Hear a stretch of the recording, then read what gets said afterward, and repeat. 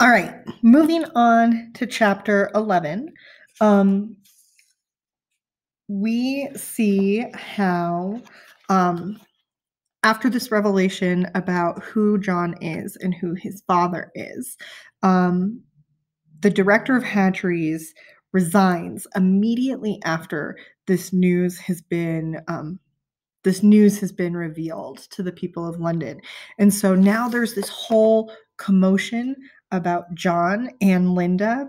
They become features and people that everyone in the world state wants to see. They want to see um, these savages from the reservation. Um, but nobody, like everybody's clamoring to see John, but nobody had the smallest desire to see Linda. So, um, there's all this hullabaloo about John, but because Linda was the mother, she's like it's beyond a joke. It is something that the people in the world state view as really, really obscene. So people are not going to be wanting to see her, especially because her appearance is so disgusting to them. She's lost her youth. She has bad teeth, bad skin. She's fat. People are most upset by how she looks. So not only is she a mother, she's also grown old and ugly in their eyes, and the people of the world state don't want to experience what that looks like. So what ends up happening for Linda? She's back in her home, but she's reached this point where she's been kind of rejected. And so what she starts to do is this return to civilization marks her return to Soma. So she gets to take holiday after holiday without ever having to come back. And so she just takes more and more soma so that she is essentially constantly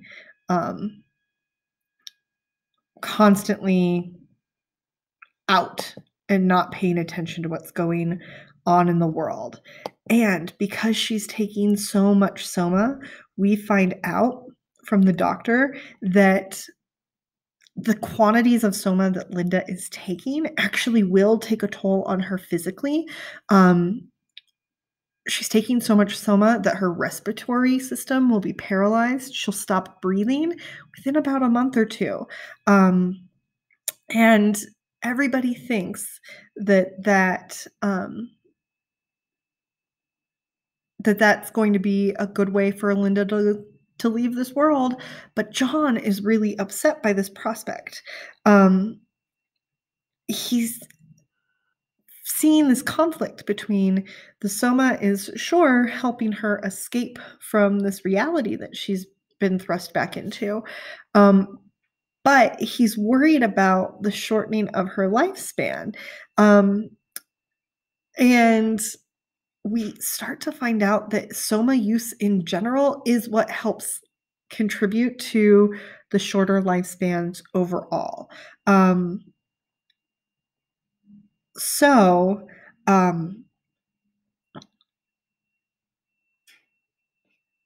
John has this struggle with the use of soma. But because he's worried about his mother, he lets them continue dosing her with soma because they can't really overcome the things that he wants her to be comfortable. And so he's kind of in this double bind. But what happens to John is in this world, he reaches celebrity status. And because he is a celebrity, now Bernard, who is functioning as John's caretaker or guardian, also reaches celebrity status. So all of a sudden, these two outsiders in their communities are thrust into the spotlight. everybody's clamoring to be with John. Everybody's clamoring to be with Bernard because they think in getting close to Bernard, they're going to have the opportunity to get close to John too. So we see in this world that they're referring to John as the savage, or even we see him referred to a little bit later as Mr. Savage. So by calling John the Savage, it really puts him in this position of being like a sideshow exhibit. He's dehumanized a little bit with this reference to him as being a savage, and with nobody calling him a by his name. So John starts going on these tours to go see, like to go be exhibited to other people, and he starts becoming really, really sick.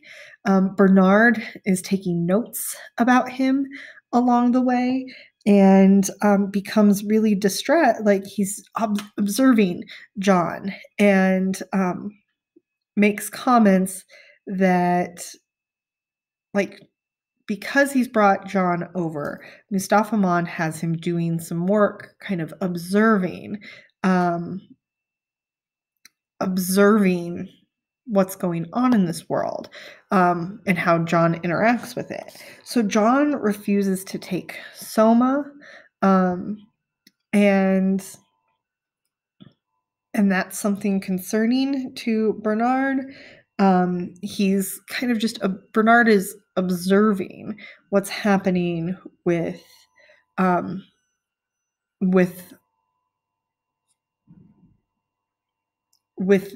John and Linda. And we start to get another comment we start to see this idea repeated, this quote from The Tempest, where we get the title of this play, or of this book. John keeps thinking to himself, "Oh, brave new world that has such people in it." So these Shakespearean references, remember, they're John's way of processing through what he's experiencing. So he goes on these tours to the different schools. He learns about the education of alphas and betas. He goes to the schools where alpha and beta children are continue their education. We get this kind of juxtaposition between these different worlds that John is moving between. He's learning about their world and in turn becoming pretty disgusted by it. He ends up going with Lenina to a nightclub, to a cabaret, and we see through John's eyes what these cabarets look like, and what these nightclub situations look like. And again, he's pretty upset by what he ends up seeing. Lenina takes him to Feelies, their version of movies, and he feels that his experience at the Feelies, he views them as being horrible. We get this sense again of John being a noble savage. He seems to instinctively know right and wrong, and he seems to instinctively know good from bad, in a way that aligns with perception of morality, rather than the perception of morality that exists within the world state. So